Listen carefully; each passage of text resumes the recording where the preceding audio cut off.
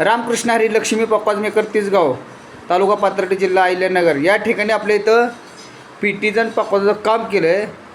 आदिनाथ महाराज गुंड आणि त्यांचा मुलगा पीटी. आज यांच्यात थोडीशी जुगलबंदी होणार आहे. थोडासा दोघंजणं पीटी पॉपकॉर्न वाजवून दाखवणार आहे. या कामाची तुम्ही क्वालिटी आहे का?